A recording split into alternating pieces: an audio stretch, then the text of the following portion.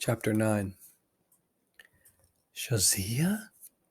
Parvana whispered. Call me Shafiq. And what do I call you? Kashim. What are you doing here? The same as you, silly. Look, I have to get back to the tea shop. Will you be here for a while? Parvana nodded. Good. I'll come back. Shazia picked up her tea things and ran back to the shop. Parvana sat there, stunned, watching her old classmate blend in with the other tea boys. It was only by looking at them very carefully that Parvana could distinguish her friend from the others. Then, realizing it wasn't a good idea to stare in case someone asked what she was looking at, Parvana looked away. Shazia melted back into the market. Shazia and Parvana had not been very close in school. They had different friends. Parvana thought Shazia had been better at spelling, but she couldn't remember for certain. So there were other girls like her in Kabul. She tried to remember who was in Shazia's family, but didn't think she knew. Her mind was not on the last two customers of the day, and she was glad when she finally saw Shazia jogging over to her blanket. Where do you live? Shazia asked. Parvana pointed. Let's pack up and walk while we talk. Here, I brought you these. She handed Parvana a small twist of paper holding several dried apricots, something she had not eaten in ages. She counted them. There was one for everyone in her household, and an extra one for her to eat now. She bit into it, and a wonderful sweetness flooded her mouth. Thanks. She put the rest of the apricots in her pocket with the day's wages and began to pack up. There was no little gift left on the blanket today. Parvana didn't mind. Seeing Shazia was quite enough excitement for one day. How long have you been doing this? Shazia asked as they walked out of the market. Almost a month. How about you? 6 months. My brother went to Iran to find work nearly a year ago, and we haven't heard from him since. My father died of a bad heart, so I went to work. My father was arrested. Have you any news? No.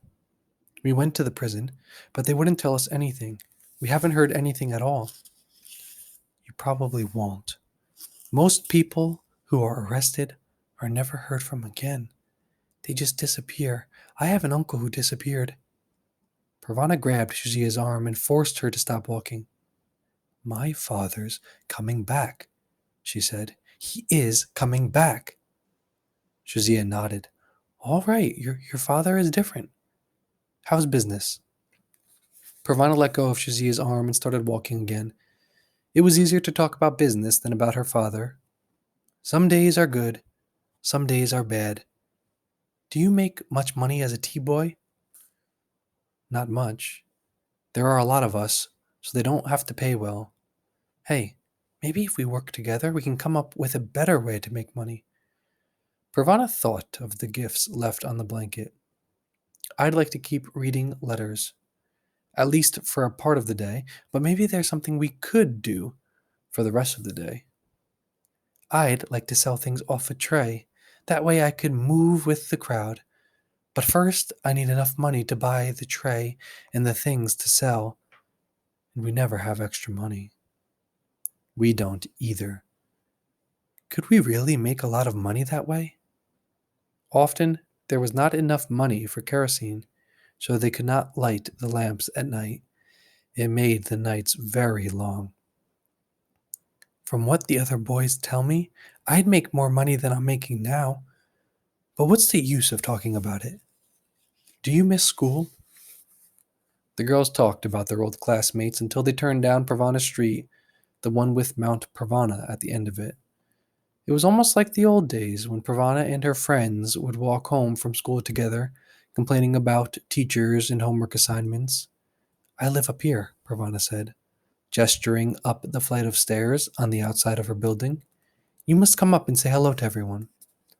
Shazia looked at the sky, trying to judge how late it was. Yes, I'll say hello. but after that, I'll have to run.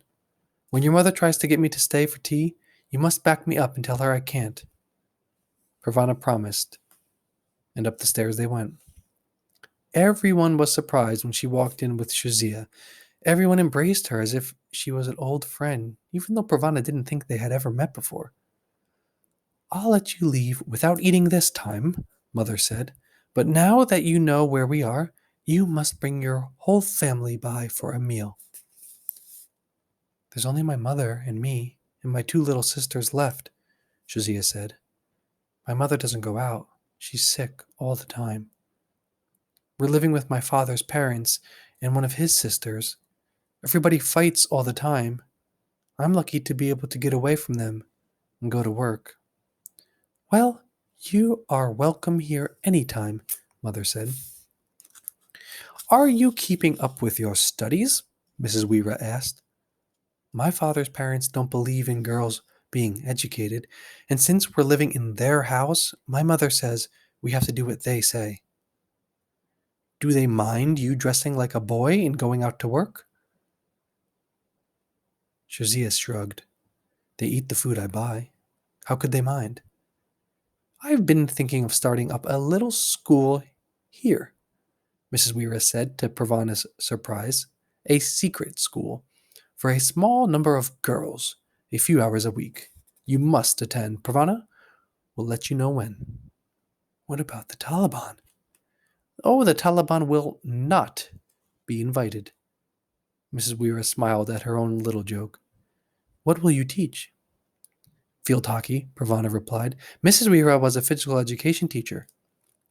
The idea of holding a secret field hockey school in their apartment was so ridiculous that everyone started to laugh. Josiah was still laughing when she left for home a few minutes later. There was much to talk about that night at supper. "We must pay her mother a visit," Mother said. "I'd like to get her story for our magazine." "How are you going to publish it?" Pravana asked. Mrs. Weira answered that "We will smuggle the stories out to Pakistan, where it will be printed. Then we'll smuggle it back in, a few at a time." "Who will be doing the smuggling?" Pravana asked, half afraid they were going to make her do it. After all, if they could turn her into a boy, they could have other ideas for her as well. "Other women in our organization," Mother answered. "We've had visitors while you've been in the market. Some of our members have husbands who support our work and will help us." Nuria had ideas for the school. She had been planning to go to teachers' college when she finished high school before the Taliban changed her plans. Father had given her and Pravana lessons for a while when the school first closed, but his health was not good, and the practice fell away. "I could teach arithmetic and history," Nuria said. "Mrs. Weira could teach health and science, and Mother could teach reading and writing." Pravana didn't like the idea of learning from Nuria. As a teacher, she'd be even bossier than she was as a big sister. Still, she couldn't remember the last time she'd seen Nuria excited about something, so she kept quiet. Almost every day, Pravana and Shazia would see each other in the market. Pravana waited for her friend to come to her. She was still too shy to run among the pack of tea boys looking for Shazia.